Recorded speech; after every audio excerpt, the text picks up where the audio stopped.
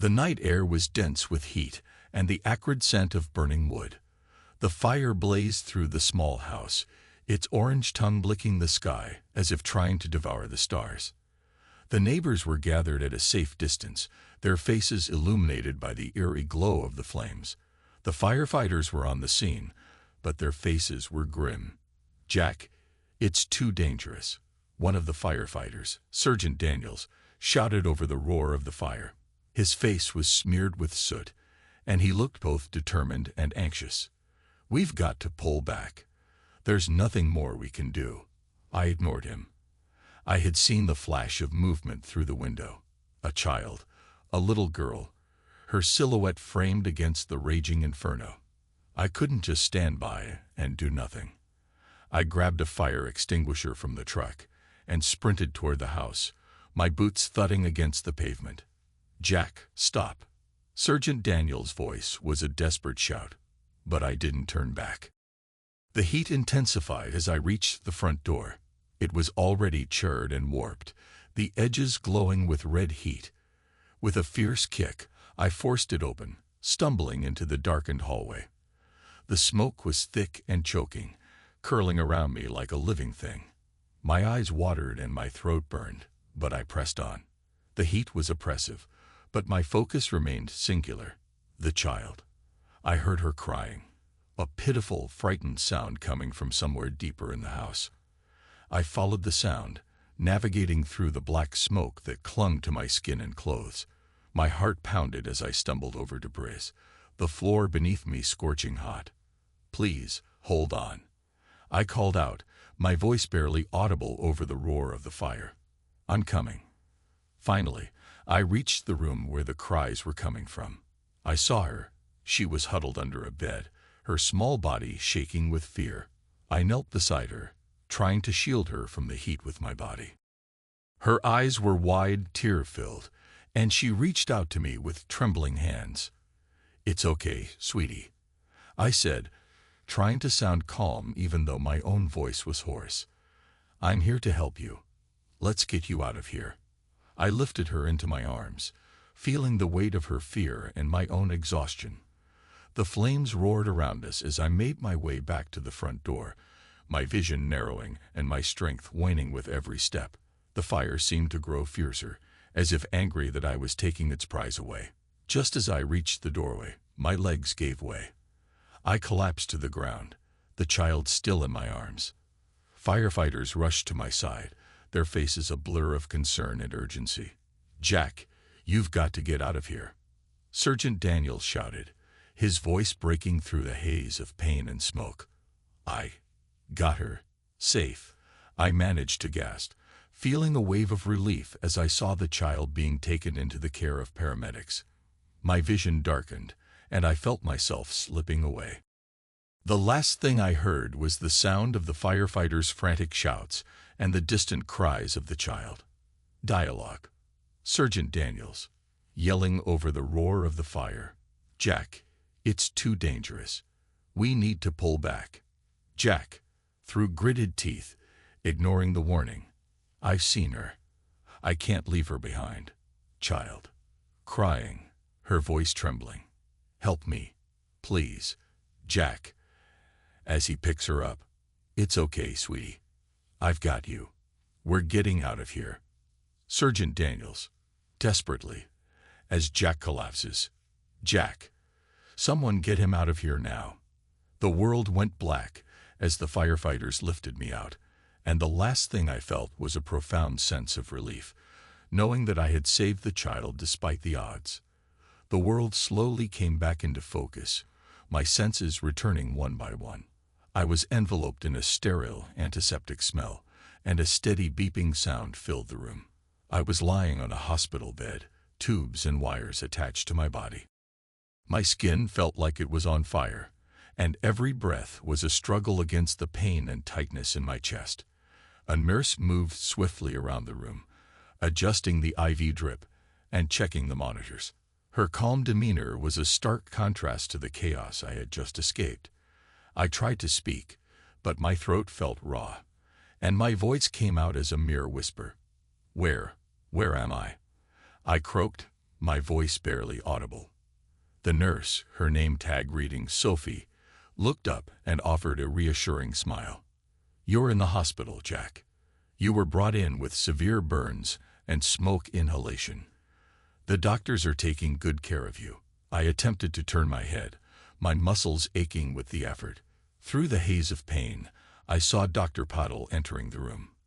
He was a middle-aged man with a kind but serious expression, his demeanor commanding respect and calm. "Jack," Dr. Pottle said, his voice soothing yet firm, "you're in critical condition. The smoke inhalation and burns were severe, but we're managing it. I need you to stay calm and let us do our job. Is the child okay?" I managed to ask, my voice trembling with concern. Dr. Patel nodded, his eyes softening. "The child is safe and being taken care of. She has some minor injuries but will recover fully. You saved her life, Jack. The paramedics said you were a hero." A wave of relief washed over me despite the pain. I closed my eyes, trying to let the news sink in. Just then, I heard the door creak open, and I saw Ethan, my longtime friend, step into the room. His face was lined with worry, and his eyes were red, as if he had been crying. "Jack, you're awake," Ethan said, his voice thick with emotion. He moved to my bedside and took my hand in his grip warm and reassuring. "Ethan," I couldn't. "Let her. Stay there," I said, struggling to form the words. "I know, man," Ethan said softly. "I know. You did something incredible tonight. The whole neighborhood is talking about what you did. I hope the fire is under control," I said, trying to shift my focus from the pain. Ethan nodded. "They got it under control. But there's something you need to know. There's been a pattern with these fires. They're happening in poor neighborhoods, and there are rumors they might be deliberate." Dr. Puttle stepped closer, his expression turning serious. "Jack, you need to focus on your recovery. Investigations can wait until you're stronger. But I need to know," I insisted, my voice weak but determined. "If there's a chance, this is more than just random fires." Ethan squeezed my hand, nodding in agreement. "We'll find out what's going on. You focus on getting better. We'll figure out the rest." Dr. Pittle gave a nod of approval before stepping back. "We'll be monitoring you closely. Please, try to rest. It's important for your recovery." As Ethan sat beside me, I allowed myself a moment of rest, my mind racing with thoughts of the fires and the possible connection between them. I knew I had to uncover the truth, but for now, my body demanded attention and healing. I closed my eyes, letting the darkness envelop me once more, but my mind remained alert, already planning the steps to take once I was out of this hospital bed. The hospital room was stark and quiet, save for the rhythmic beeping of the heart monitor and the occasional murmur of medical staff outside. My injuries were healing, but the need to understand the cause behind the fires gnawed at me. I was determined to uncover the truth, even if it meant pushing myself beyond my physical limits. Ethan, ever my stalwart friend, had been a constant presence.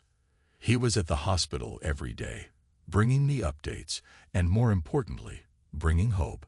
One afternoon, as I was propped up in bed, he entered with a stack of newspapers and a grim expression. "Jack, you need to see this," Ethan said, setting the papers on the bedside table. "I've been looking into the recent fires. It's as bad as we feared." I winced as I adjusted my position, the pain reminding me of the sacrifices I made. "What have you found?" Ethan spread out the papers, pointing to a series of headlines about fires in various low-income neighborhoods. "There's a pattern here. They're not just random accidents. There's evidence suggesting someone might be targeting these areas deliberately." I scanned the headlines, my heart sinking with each new detail.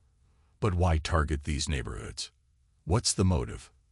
"I don't know," Ethan said, frustration evident in his voice.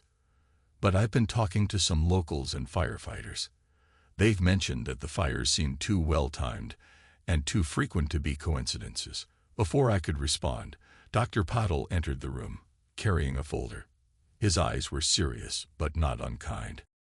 "Jack, I've reviewed your progress, and you're improving, but you need to be cautious about overexerting yourself," Dr. Patel said, placing the folder on the table. "What's going on?" "I'm trying to figure out why these fires are happening, and if there's someone behind them," I explained, my voice determined despite the strain. Dr. Patel sighed. "I understand your concern, but your health is the priority right now. Investigations can be conducted once you're fully recovered." "I can't just sit here," I insisted. "I need to help find out who's responsible." "Ethan, are there any connections between the fires and specific individuals or organizations?" Ethan nodded, flipping through his notes.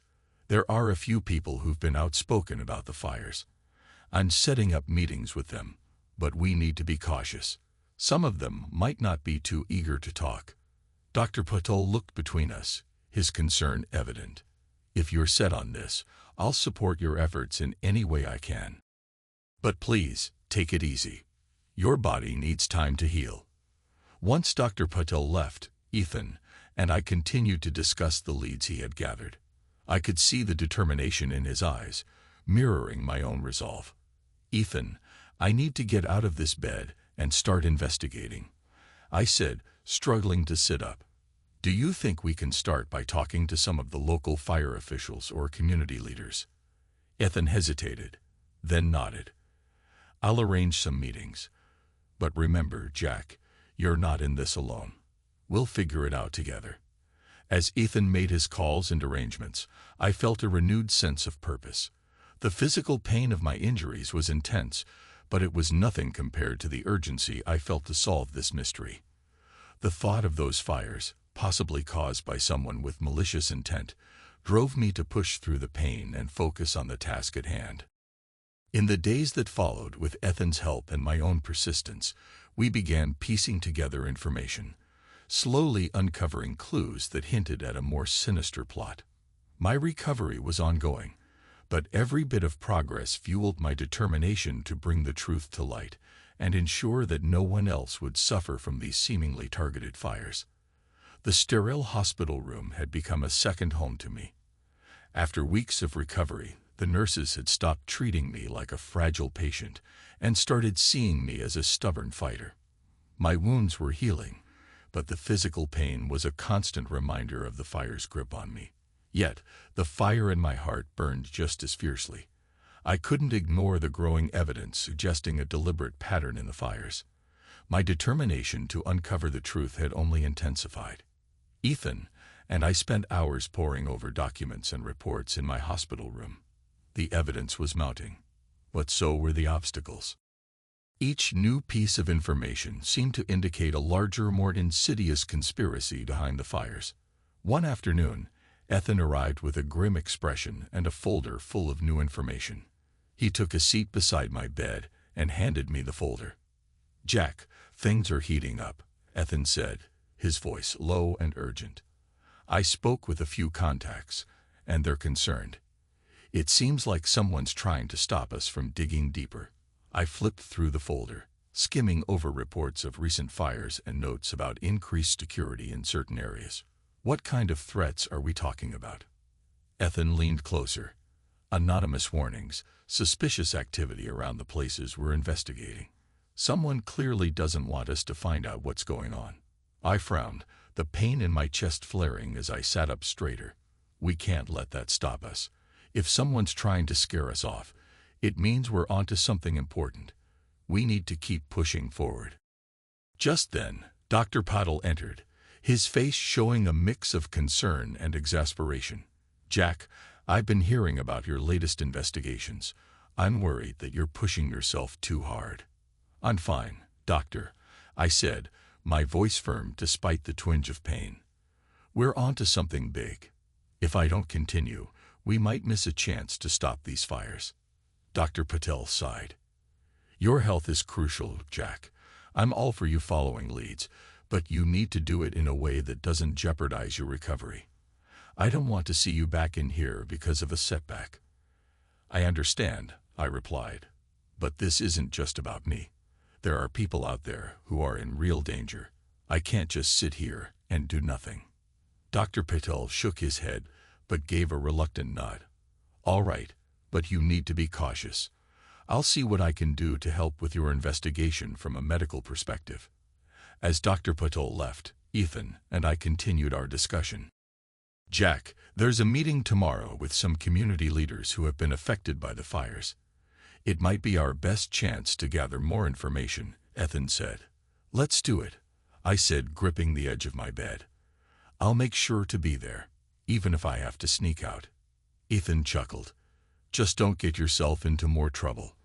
I'll handle the logistics and make sure we're prepared. Despite the pain and fatigue, I felt a surge of adrenaline. The prospect of meeting with people who had directly experienced the aftermath of the fires energized me. It was a chance to hear first-hand accounts and gather crucial information. The next day, with Ethan's help, I managed to attend the community meeting. I was pale and weak, but my resolve was unshakable. The room was filled with residents, each sharing their harrowing experiences. Their stories of losing homes and possessions only fueled my determination to get to the bottom of the situation. As I listened, I noticed a man in the corner of the room who seemed unusually quiet. His face was familiar, one of the names on our list of suspects. I made a mental note to keep an eye on him. After the meeting, I leaned toward Ethan. That guy in the corner, he's someone we need to follow up on. I'm sure he's connected to the pattern of fires. Ethan nodded, looking at the man with a thoughtful expression. Got it. We'll dig into his background and see what we find. The days ahead were filled with tireless work and growing threats, but each step forward was a step closer to uncovering the truth.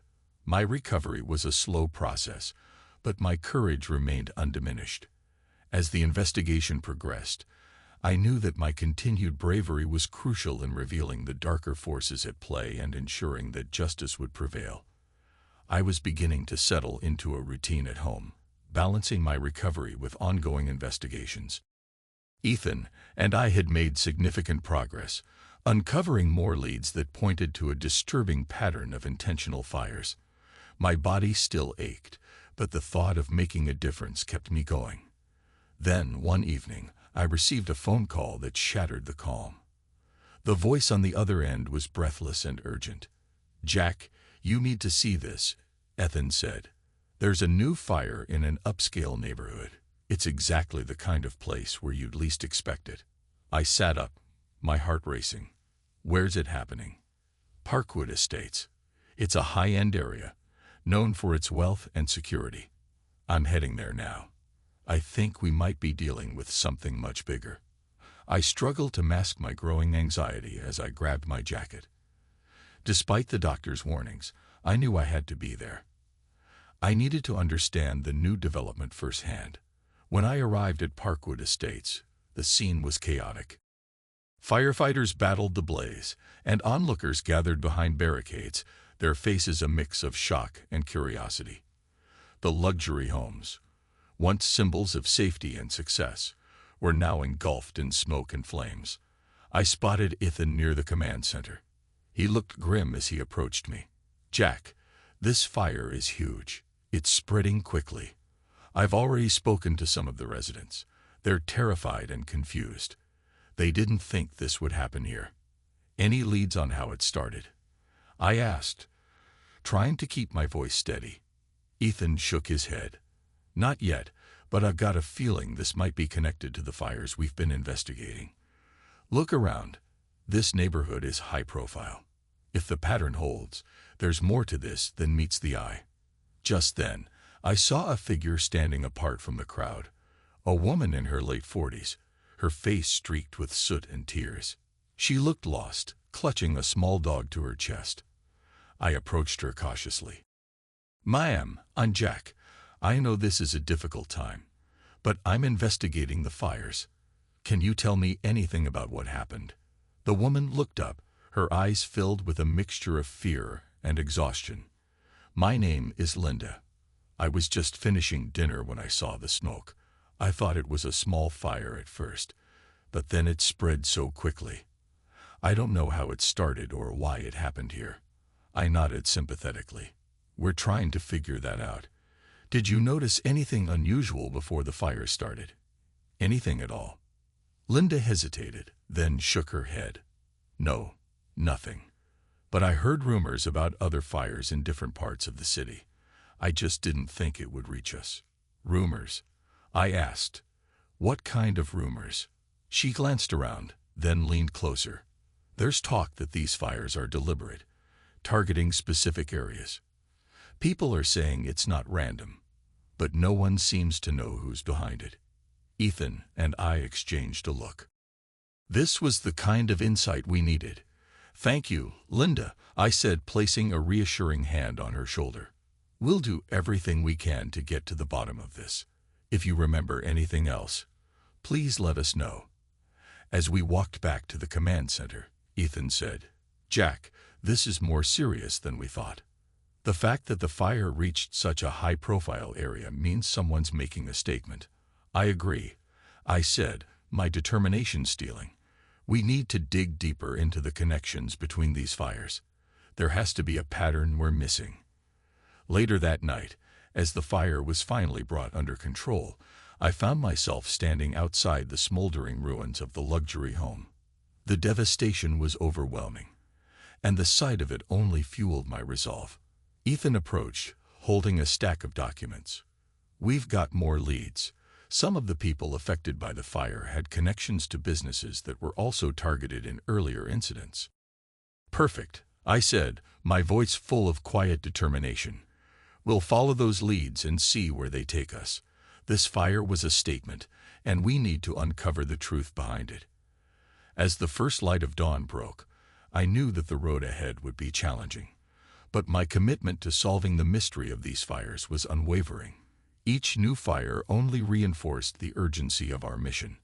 I would continue to push forward, no matter the personal cost, to ensure that justice was served and that the true perpetrators were brought to light. The weeks following the fire at Parkwood Estates were a blur of activity and reflection. The media coverage was relentless, painting the disaster as a random act of arson in a previously untouched neighborhood. However, Ethan and I knew better. We were convinced that there was a deeper, more sinister motive behind these fires. My recovery was slow but steady.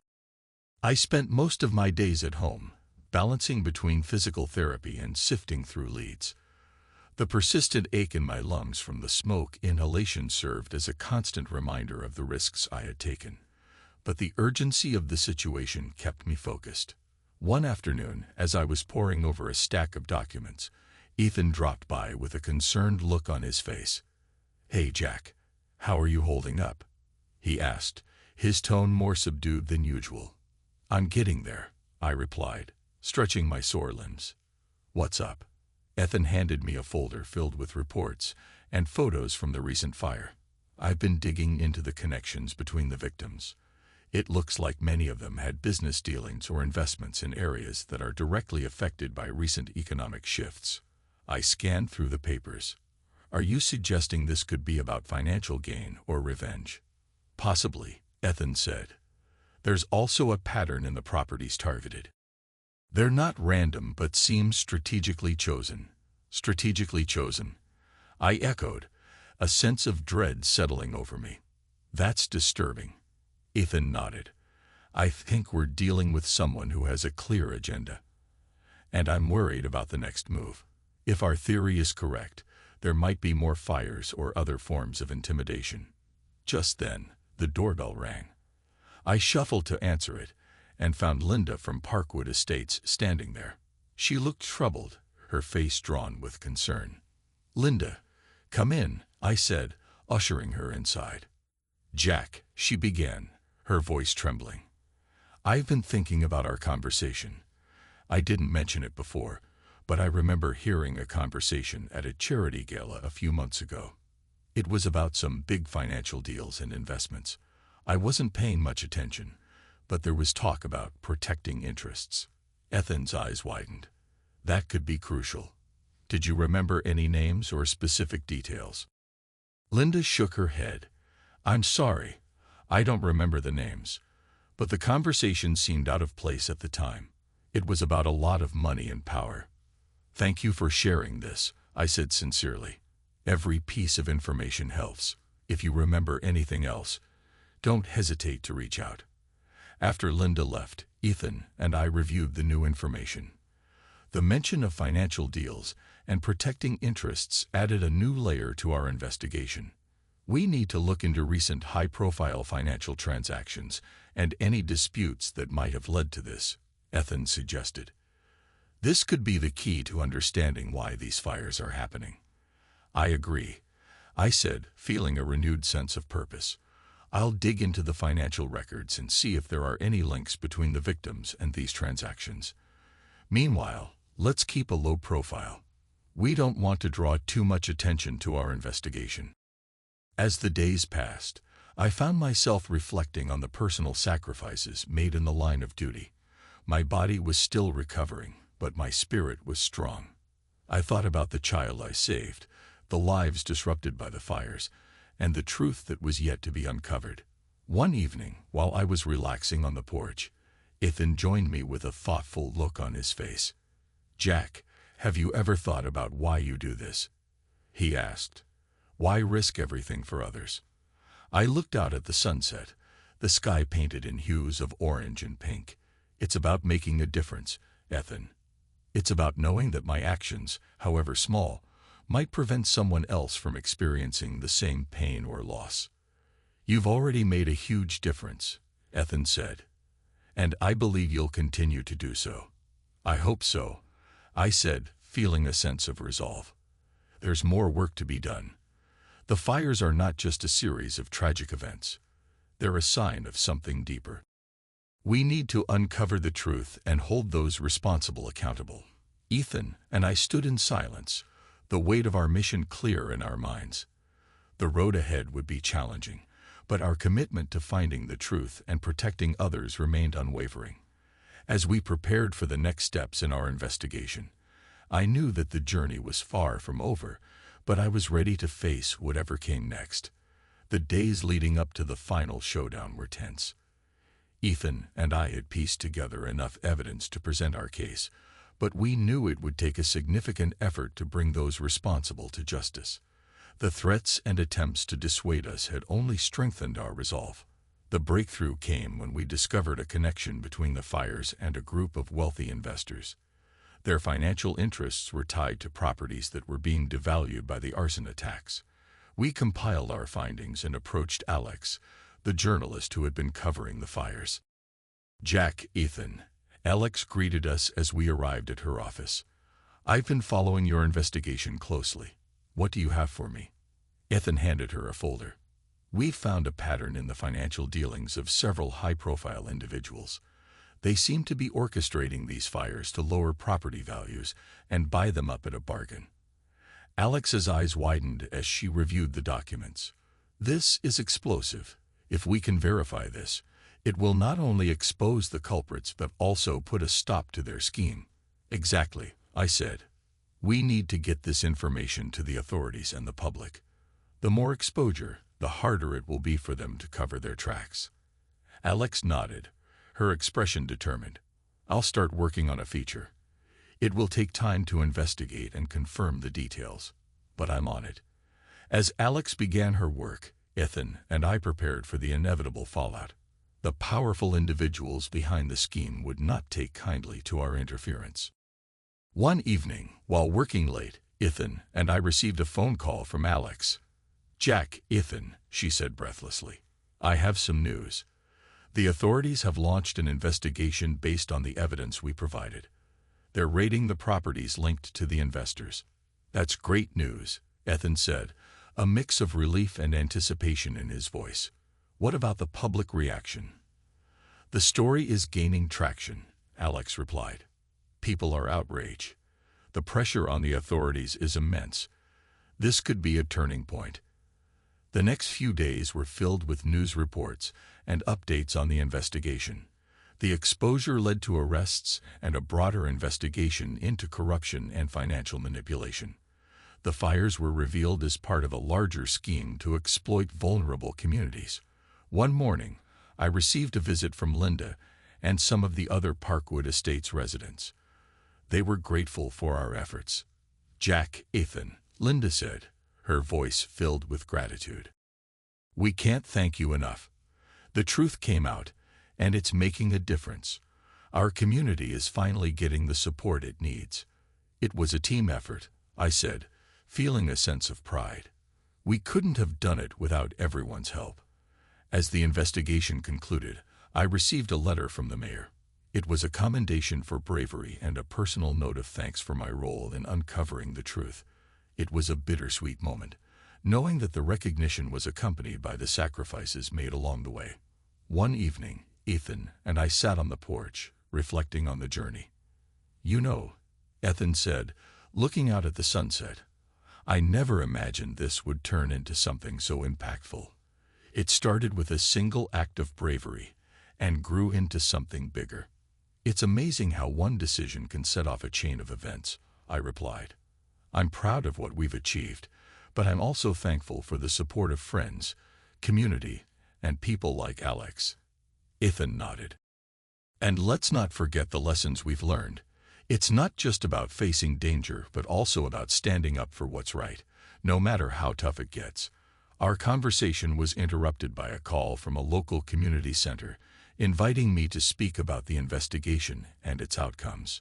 It was an opportunity to share our story and inspire others to take action in their own communities. As I prepared for the speech, I reflected on the personal journey that had brought me to this point.